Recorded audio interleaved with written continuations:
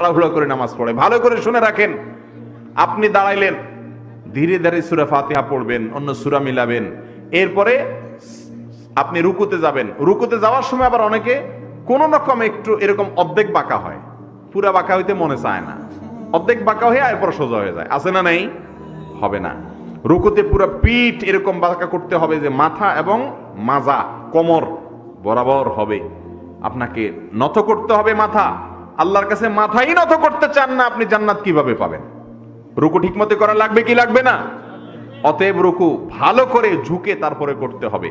এরপরে রুকু থেকে সোজা হইয়া পরিপূর্ণ না খাড়াইয়া এরকম মাথা অর্ধেক উঠে আবার সিজদা চলে গেলেন, এই নামাজ হবে না। আপনাকে সোজা হয়ে কি করতে হবে? দাঁড়াইতে হবে। দাঁড়ায় আবার একটু অপেক্ষা করতে হবে। শুধু দাঁড়াইলে হবে না, দাঁড়ায় একটু কি করতে হবে? কমপক্ষে একবার সুবহানাল্লাহ বলার মতো সময় অপেক্ষা করতে হবে, নাহলে নামাজ হবে না। জিজ্ঞাসা করেন, সমস্ত উলামা একরাম একমত। এরপরে আবার সিজদায় আস্তে আস্তে যাইতে হবে। সিজদায় যাওয়ার সময় তো মাশাআল্লাহ, বিশেষ করে রমজান আসতেছে, তারাবিতে হাবেস শব্দের তেলাওয়াতের যে গতি, তাতে আমাদের শরীরে হিট চলে আসে, ঠিক কি না? মুসল্লিদের শরীরেও কি চলে আসে? হিট চলে আসে, সব অ্যাকশনে থাকে।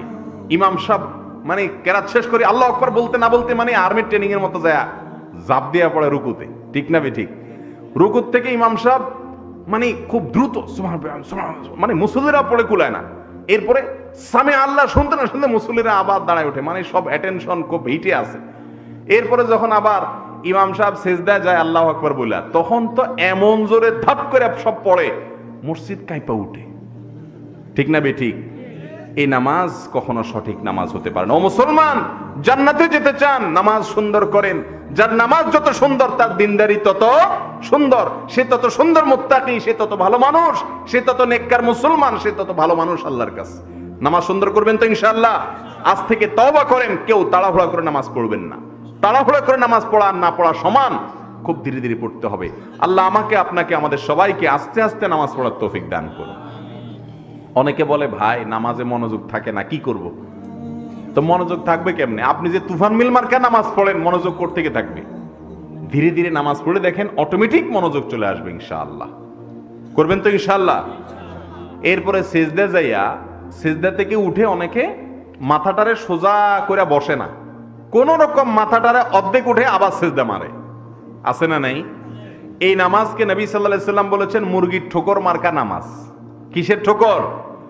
তিনি বলেছেন কানাকরের দিক। কিছু লোক আছে নামাজ পড়ে মুরগির ঠোকর মারত। মুরগি দেখেন আদার খায় কেমনে, ঠক ঠক ঠক ঠক করে আদার খায় না? এরকম রুকু সিজদা এরকম ঘন ঘন করে, এটা মুরগির ঠোকর খাওয়ার মতো। এই সালাত কখনো সালাত আদায়কারী ব্যক্তিকে আল্লাহর কাছে মুক্তি এনে দিতে পারবে না। আস্তে আস্তে সালাত পড়বেন তো ইনশাআল্লাহ।